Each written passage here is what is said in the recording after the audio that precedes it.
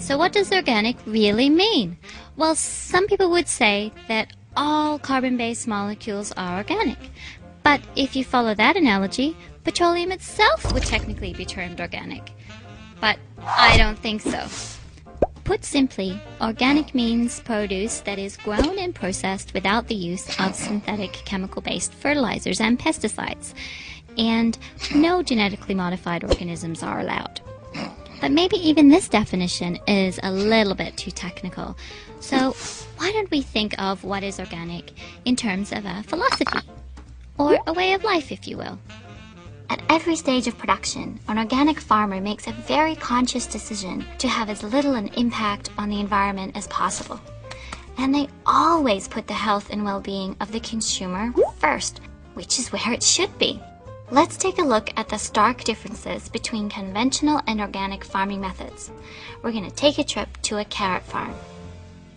Now, even before a seed is sown, the conventional farmer will fumigate his soils with chemicals to kill off any naturally occurring fungicides. Then he'll fertilize the soil with a chemically laden petroleum-based fertilizer. On the other hand, the organic farmer simply throws out a natural-based fertilizer like chook poo to enrich his soils. The conventional farmer will even soak the tiny carrot seeds with insecticides and fungicides before planting them.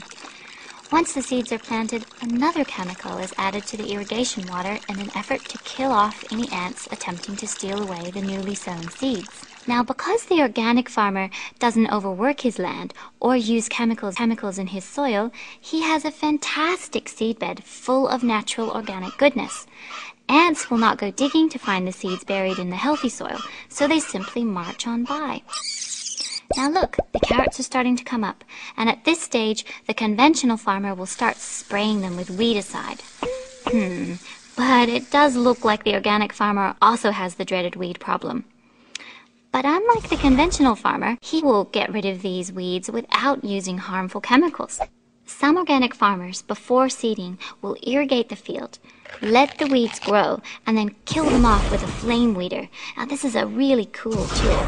Flame weeders use the same clean natural gas that you use in your barbecue. Other organic farmers might use animals to eat the pests, but most will still rely on good old hard yakka and remove the weeds by hand. It's been about 3 months now, and the carrots are ready to eat. Now, let's stop and think about all the pesticides and weedicides that the carrots on conventional farms have absorbed. What happens once you eat those carrots? Are we not what we eat? So by default, we are absorbing pesticide residue, which could make us sick. I know which one my family and I would rather eat. Fantastic! You all now have decided that your health is important to you, and you want to go organic. But how can you be sure what you are getting is truly organic? As consumers, we deserve a guarantee of organic integrity, and that is where certification comes in. Genuine organic products, be they fruit and veggies, clothing, or cosmetic products, must be certified